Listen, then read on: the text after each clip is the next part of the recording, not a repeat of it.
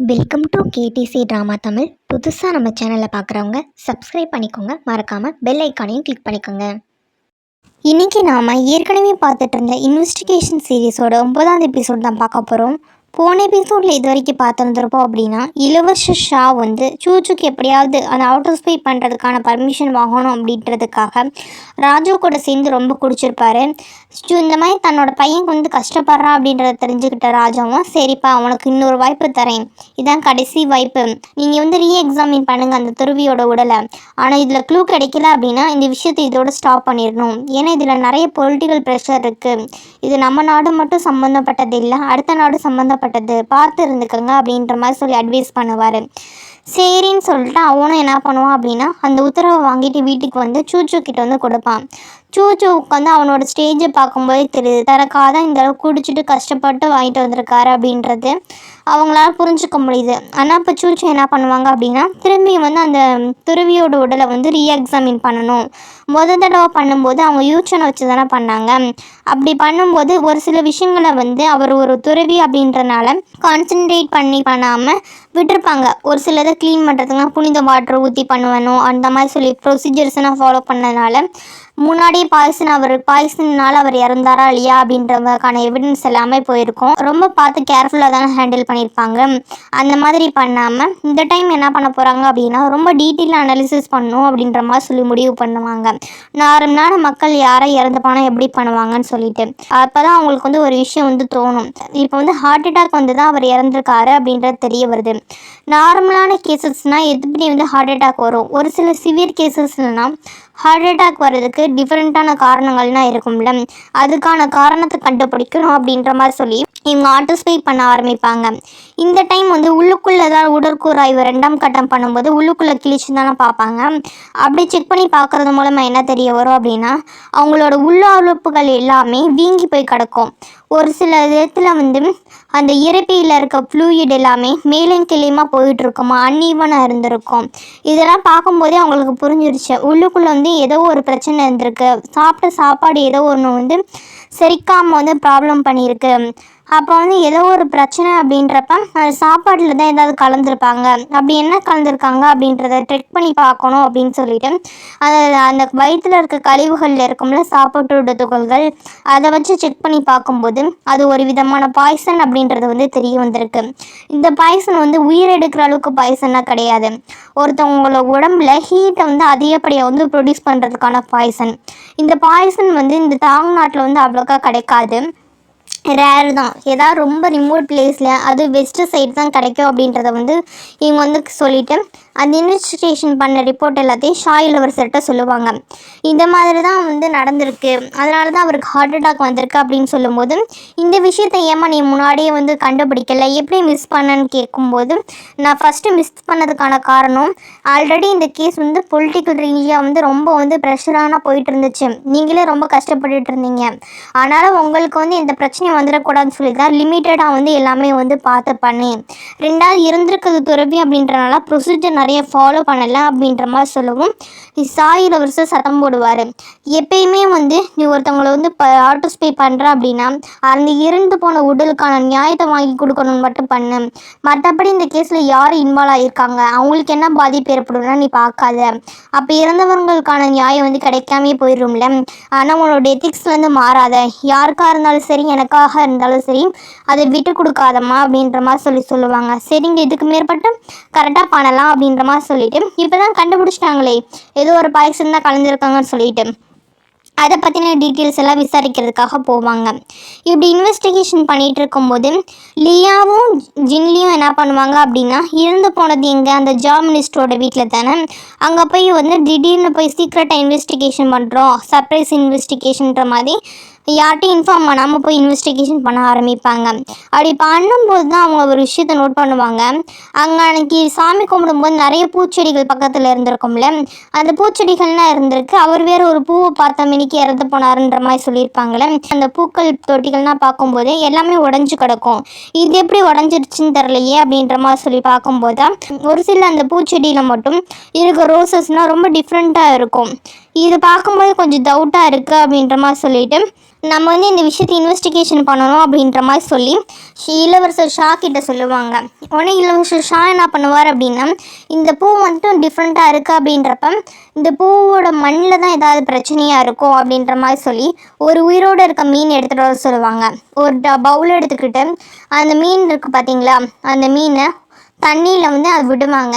அது கூடவே சேர்ந்து இந்த செடியிலேருந்து இருக்க மண் இருக்கும் பார்த்தீங்களா, செடி வளர்கிறதுக்கு அந்த மண்ணையும் அதில் கலந்து விடுவாங்க.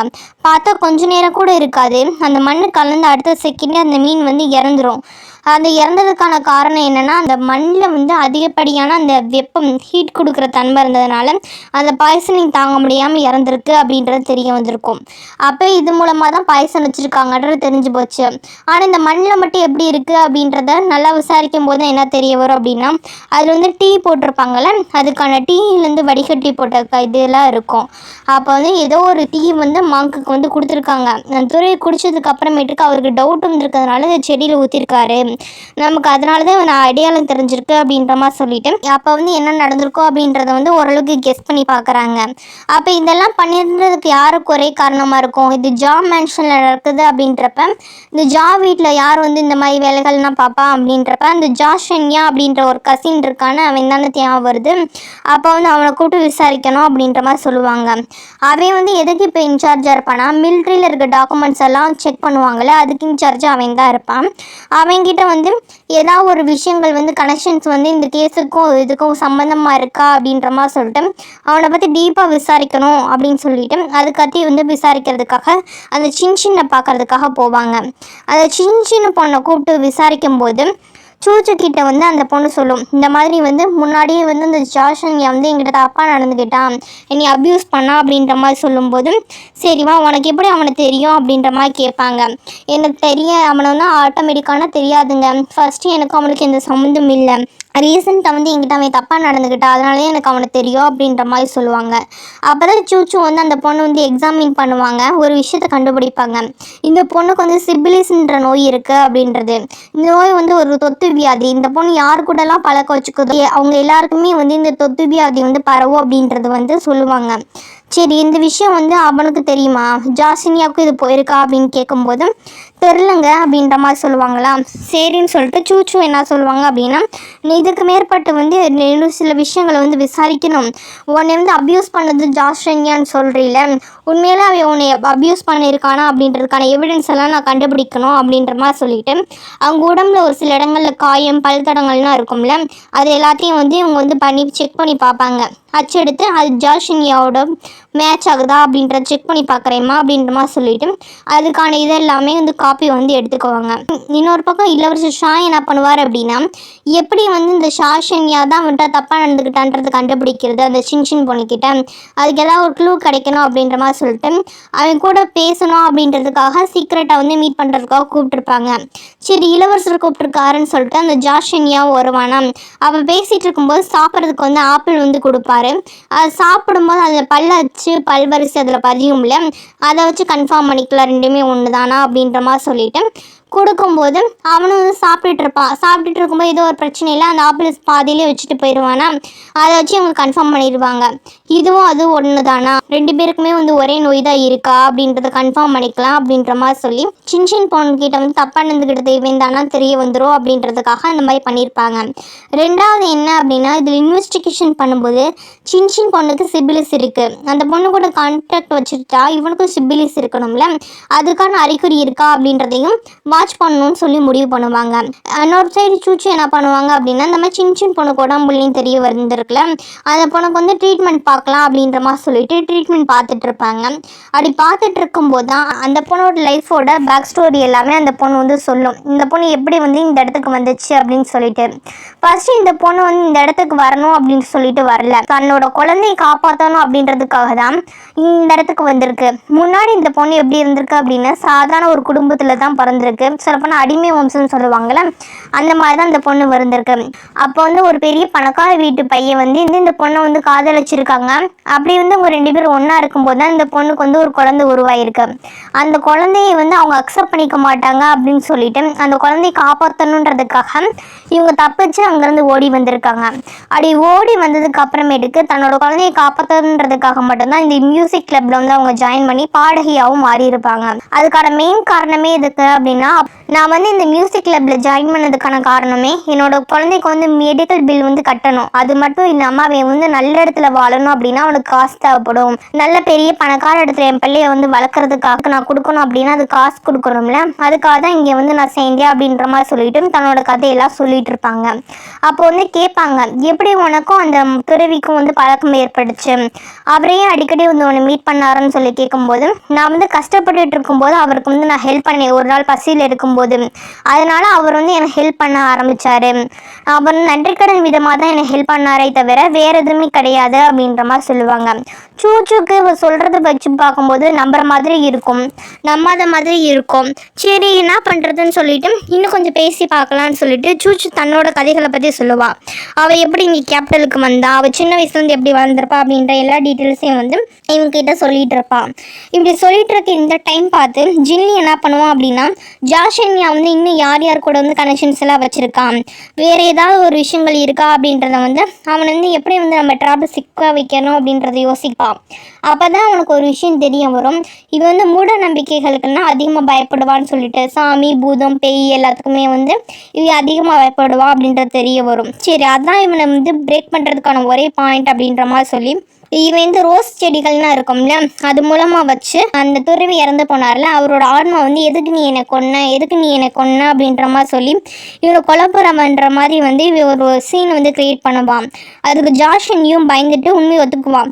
இந்த மாதிரி நான் உங்களை கொலை பண்ணணும்னு நினைக்கல, நன்சூலேருந்து கோஸ்ட் கார்டு அப்படின்ற ஒருத்தவங்க இருக்காங்க, அவர் தான் என்ன பண்ணார் அப்படின்னா எனக்கு வந்து ஒரு சில மாத்திரைகளை வந்து கொடுத்தாரு, அதை சாப்பிட்டோம் அப்படின்னா ரொம்ப நாள் வந்து உயிரோட வாழலாம்னு சொல்லிட்டு நான் வந்து எனக்கான நோயை குணப்படுத்தணும் அப்படின்றதுக்காக தான் அந்த மாத்திரைகளை வாங்கி சாப்பிட ஆரம்பித்தேன். அப்போதான் அவர் சொன்னார், இந்த மாதிரி வந்து துறவி வந்து பூஜை பண்ணும்போது அன்வான்ட் எதுனா இருந்துச்சு அப்படின்னா பிரச்சனை ஆகி போயிடும், அவருக்கு ஸ்பிரிட்டுக்கு அந்தளவுக்கு பவர் இருக்கு, நீ வந்து கரெக்டாக அவர்கிட்ட வந்து தப்பிச்சிக்கணும் பார்த்துக்க அப்படின்ற மாதிரி சொன்னார். அதனால தான் அந்த இது தெரியக்கூடாதுன்றதுக்காக தான் டீயில் வந்து இதை கலந்து கொடுத்தேன், இது வந்து அவரோட ஆரோவை கட்டுப்படுத்தணும் மட்டும்தான் என்கிட்ட சொன்னாங்களே தவிர இது பாய்சன் அப்படின்னு சொல்கிறது எனக்கு தெரியாது அப்படின்ற மாதிரி சொல்லிட்டு அவனுக்கு என்ன நடந்துச்சுன்ற விஷயத்த அவன் ஜா வந்து சொல்லுவாங்க. அப்போ தான் உங்களுக்கு புரியும், அப்போ வந்து இவனே ஏமாற்றி தான் அந்த வந்து குடிக்க வச்சுருக்காங்கன்னு சொல்லிட்டு. ஆனால் அந்த துறவி விவரமாக என்ன பண்ணியிருப்பார் அப்படின்னா குடிக்கும்போது சென்ஸ் பண்ணியிருப்பார் இதில் ஏதோ ஒரு பிரச்சனை இருக்குன்னு சொல்லிட்டு அந்த டீ மீதத்தை என்ன பண்ணியிருப்பாருன்னா அந்த பக்கத்தில் இருக்கிற ரோஸ் செடியில் வந்து ஊற்றிருப்பார். அதனால தான் அது மூலமாக வந்து இவங்களால க்ளூ கண்டுபிடிச்சி இந்த அளவுக்கு வர வைக்க முடிஞ்சிச்சு.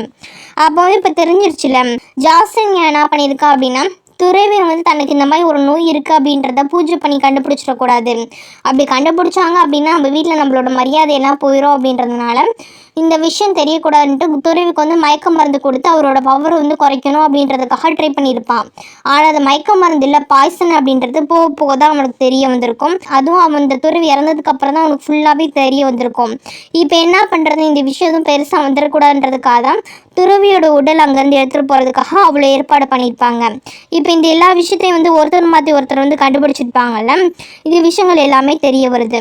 இப்போ இந்த விஷயம் தெரிய வந்ததுக்கு அப்புறமேட்டுக்கு நம்ம இதில் ஒரு ஷா என்ன பண்ணுவார் அப்படின்னா இது வரைக்கும் வந்து கண்டுபிடிச்ச எவிடன்ஸ் எல்லாத்தையுமே அதான் நஞ்சோட நாட்டில் இருந்து தான் இதெல்லாம் பண்ணியிருக்காங்க, அது எல்லாத்தையுமே வந்து கொண்டுட்டு போய் சப்மிட் பண்ணுவாங்க. இந்த அளவுக்கு இருக்குது, நன்சு நாட்டில் இந்த அளவுக்கு பண்ணியிருக்காங்க அப்படின்ற மாதிரி சொல்லிட்டு உடனே அந்த என் தூதுவரா வந்திருப்பார்ல காலூச்சன் அவர் என்ன சொல்லுவார் அப்படின்னா நீங்கள் வந்து எங்களுக்கு ஒரு எக்ஸ்ப்ளனேஷன் கொடுத்தாகணும், நன்சு நாட்டிலேருந்து இந்த நாட்டுக்கு இடையில் நீங்கள் பாயை உருவாக்க பார்க்குறீங்க, துறவி உங்கள் நாட்டில் தான் வந்து இறந்துருக்காங்க, நீங்கள் அதை எடுத்துக்க மாட்டேன்றீங்க அப்படின்ற மாதிரி சொல்லிட்டு அவர் பிரச்சனையை வேறு விதமாக கொண்டு போகிறதுக்கு ட்ரை பண்ணிட்டு இருப்பார்.